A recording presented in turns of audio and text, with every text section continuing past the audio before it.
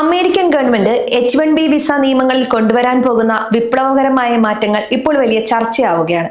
വിദേശ തൊഴിലാളികൾക്ക് നൽകേണ്ട കുറഞ്ഞ ശമ്പളത്തിൽ ഏകദേശം 30% വരെ വർധനവ് വരുത്താനാണ് US ഡിപ്പാർട്ട്മെന്റ് ഓഫ് ലേബർ പദ്ധതിയിടുന്നത്. ഇത് കേൾക്കുമ്പോൾ ശമ്പളം കൂടുമല്ലോ എന്ന് സന്തോഷിക്കാൻ വരട്ടെ. കാരണം ഈ നീക്കം വിദേശ തൊഴിലാളികളെ നിയമിക്കുന്നതിൽ നിന്ന് കമ്പനികളെ പിന്നോട്ട് വലിക്കാൻ സാധ്യതയുണ്ടെന്നാണ് വിദഗ്ധർ മുന്നറിയിപ്പ് നൽകുന്നത്. എന്താണ് യഥാർത്ഥത്തിൽ സംഭവിക്കുന്നത്? ഈ പുതിയ പരിഷ്കാരങ്ങൾ ഇന്ത്യക്കാരെ എങ്ങനെ ബാധിക്കും? നമുക്ക് വിശദമായി തന്നെ പരിശോധിക്കാം. അമേരിക്കയിലെ ഡിപ്പാർട്ട്മെന്റ് ഓഫ് ലേബർ പുറപ്പെടുവിച്ച പുതിയ നിർദ്ദേശപ്രകാരം H-1B വിസയിലുള്ളവർക്ക് നൽകേണ്ട പ്രീവെയിലിംഗ് വേജ് അഥവാ നിലവിലുള്ള വേതന നിരക്കിൽ വലിയ വർധനവ് വരും. അമേരിക്കൻ തൊഴിലാളികളെ കുറഞ്ഞ ശമ്പളത്തിന് വിദേശികളെ വെച്ച് മാറ്റി സ്ഥാപിക്കുന്നത് തടയുക എന്നതാണ് ഇതിന്റെ ഔദ്യോഗിക ലക്ഷ്യം. നിലവിൽ 4 തരം വേജ് ലെവലുകളാണുള്ളത്. ഇവയിലെ മാറ്റങ്ങളാണ് ഇനി പറയാൻ പോകുന്നത്. ലെവൽ 1 നിലവിൽ ഏകദേശം $73,279 ലഭിച്ചിരുന്ന സ്ഥാനത്ത് ഇത് $97,746 ഉയരും. ലെവൽ 2 $98,987 നിന്ന് $1,23,212 ഉയരും. ലെവൽ 3 $1,21,979 നിന്ന് $1,47,333 മാറും. ലെവൽ 4 ഇത് $1,44,202 നിന്ന് $1,75,464 ഉയരുമെന്നാണ് റിപ്പോർട്ടുകൾ പറയുന്നത്. ചുരുക്കത്തിൽ ഒരു ഫ്രഷർക്ക് പോലും ഏകദേശം 80 ലക്ഷം രൂപയിലധികം വാർഷിക ശമ്പളം നൽകാൻ കമ്പനികൾ തയ്യാറാകേണ്ടി വരും. ഇത് കമ്പനികളുടെ സാമ്പത്തിക ബാധ്യത ഗണ്യമായി വർദ്ധിപ്പിക്കും. ഈ നിയമം നടപ്പിലായാൽ അത് വിപരീത ഫലമുണ്ടാക്കുമെന്നാണ് ഭൂരിഭാഗം ഇമിഗ്രേഷൻ വിദഗ്ധരും പറയുന്നത്. കാറ്റോ ഇൻസ്റ്റിറ്റ്യൂട്ടിലെ ഡേവിഡ് ജെ ബിയറുടെ അഭിപ്രായത്തിൽ ഈ നിയമം നടപ്പിലായാൽ നിലവിലുള്ള H-1B തൊഴിലവസരങ്ങളിൽ 80% ഇല്ലാതാകാൻ സാധ്യതയുണ്ട്. കാരണം ഇത്രയും ഉയർന്ന ശമ്പളം നൽകി വിദേശികളെ എത്തിക്കാൻ ചെറുകിട കമ്പനികൾക്ക് കഴിയില്ല. കൊളംബിയ സർവകലാശാലയിലെ മുൻ പ്രൊഫസറും പ്രമുഖ ഇമിഗ്രേഷൻ അഭിഭാഷകനുമായ സ്റ്റീഫൻ ലേ ലോയർ പറയുന്നത് ഈ നിയമം അമേരിക്കൻ തൊഴിലാളികളെ സഹായിക്കാനാണെന്നാണ് ഗവൺമെന്റ് അവകാശപ്പെടുമ്പോഴും പ്രായോഗികമായി ഇത് അമേരിക്കൻ കമ്പനികളെ അവരുടെ പ്രവർത്തനങ്ങൾ ഇന്ത്യയിലേക്കോ മറ്റു രാജ്യങ്ങളിലേക്കോ മാറ്റാൻ പ്രേരിപ്പിക്കും എന്നാണ്.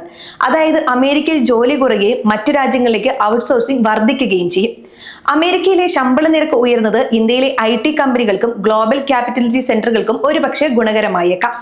അമേരിക്കയിൽ H-1B വിസയ്ക്ക് വൻ തുക മുടക്കുന്നതിനേക്കാൾ ലാഭം തങ്ങളുടെ ഓഫീസുകൾ ഇന്ത്യയിലോ ഈസ്റ്റേൺ യൂറോപ്പിലോ വർദ്ധിപ്പിക്കുന്നതാണെന്ന് മൾട്ടിനാഷണൽ കമ്പനികൾ ചിന്തിച്ചു തുടങ്ങാനുള്ള സാധ്യതയും തള്ളിക്കളയാനാവില്ല. ഇന്ത്യയിൽ ഇപ്പോൾ തന്നെ ആയിരക്കണക്കിന് GCCകൾ പ്രവർത്തിക്കുന്നുണ്ട്. പുതിയ നിയമങ്ങൾ വരുന്നതോടെ കൂടുതൽ അമേരിക്കൻ കമ്പനികൾ ഇന്ത്യയിൽ നേരിട്ട് റിക്രൂട്ട്മെന്റ് നടത്താനും സാധ്യതയുണ്ട്.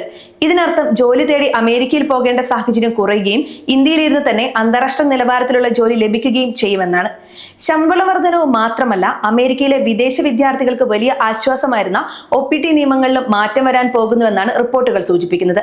സ്റ്റെം മേഖലയിൽ പഠിക്കുന്നവർക്ക് പഠനശേഷം 3 വർഷം വരെ ജോലി ചെയ്യാൻ അനുവാദമുണ്ടായിരുന്നു.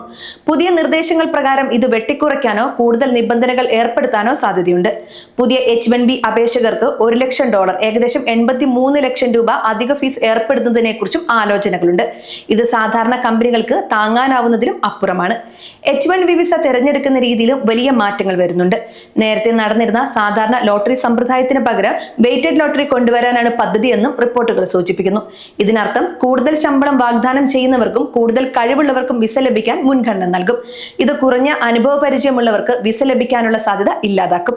നിലവിൽ ഈ നിയമങ്ങൾ നിർദ്ദേശപ്രകാരം മാത്രമാണുള്ളത്. പൊതുജനങ്ങൾക്ക് ഇതിനെക്കുറിച്ച് അഭിപ്രായങ്ങൾ അറിയിക്കാൻ മെയ് അവസാനം വരെ സമയവും നൽകിയിട്ടുണ്ട്. അതിനുശേഷം മാത്രമേ അന്തിമ തീരുമാനമുണ്ടാവുകയുള്ളൂ. നിയമപരമായ വെല്ലുവിളികൾ ഈ പരിഷ്കാരങ്ങൾ നേരിടാൻ സാധ്യതയുള്ളതിനാൽ ഇത് പൂർണ്ണമായി നടപ്പിലാക്കാൻ 2026 2027 അവസാനമോ സമയമെടുത്തേക്കാം. എങ്കിലും അമേരിക്കയുടെ വിസ നയം കൂടുതൽ കർക്കശമാകുന്നു എന്നതിന്റെ വ്യക്തമായ സൂചനയാണിത്. മാറിക്കൊണ്ടിരിക്കുന്ന ഈ സാഹചര്യത്തിൽ ഇന്ത്യൻ പ്രൊഫഷണലുകൾ ചില കാര്യങ്ങൾ കൂടി ശ്രദ്ധിക്കണം.